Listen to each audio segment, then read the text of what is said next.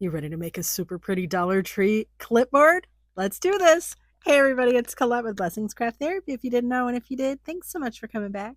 All right, so I have this scarf from Dollar Tree and a clipboard. I know, you heard me right. I said a scarf. And we're going to put Mod Podge on the front of our clipboard. Pretty good amount, and we're going to let it dry. If you're not patient, like me, you can use a heat gun. Let it dry really good, and then we're going to take our scarf and we're going to just arrange it how we want it, trim off the excess, and then make sure it's nice and flat. Put a piece of parchment paper on top, and then we're going to iron it. I know it seems crazy pants, but it works, I promise. Make sure to see how I'm getting at that top by where the clip part is. Make sure you get that part as well. But look at it sticks to it.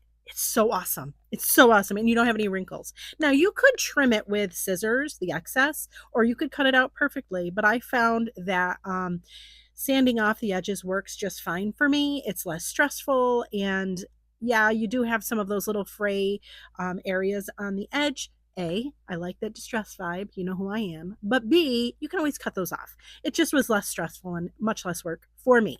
But if it's the other way around for you, do whatever works for you. But again, sanding, yeah. And the sanding block I'm using is from Dollar Tree. And I just go around and do that. Then for the very top with the clip, I'm using my rotary cutter just to get the edge.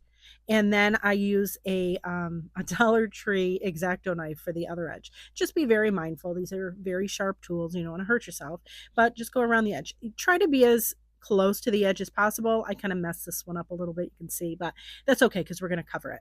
And as I mentioned, I just cut the little stray strands that hang off. I do the same process on the back. I put more Mod Podge, and this is just a regular matte Mod Podge, nothing crazy. No, you don't have to use the fabric one or anything. This is just, I actually got this Mod Podge at Dollar Tree.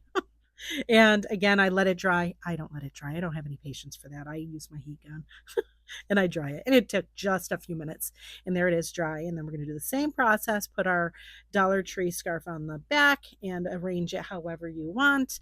And then I'm using parchment paper on top just to protect it. I suppose you don't have to, but I'm always worried that the Mod Podge is going to seep through and it's going to ruin my iron. Whatever. Anyways, and then again, same song, second verse, we're going to sand off the excess and stop it.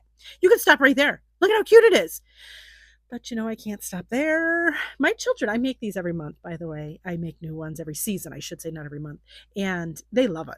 So all I'm doing now is just taking random pieces of ribbon and fabric and lace and just adding some, I don't know, zhuzhing. Is that a word? I don't even know if that's a word. I don't even care. I love it. We're going to zhuzh it up. And then I trim it and then stop. Look at this. Now, you're going to ask me what I use mine for.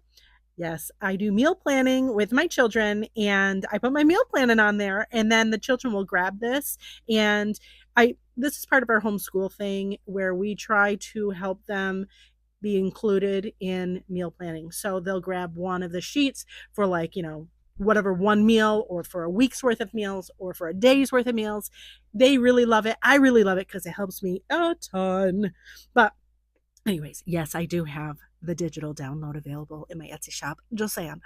Anyways, friends, thank you so much for watching. And I hope this inspires you.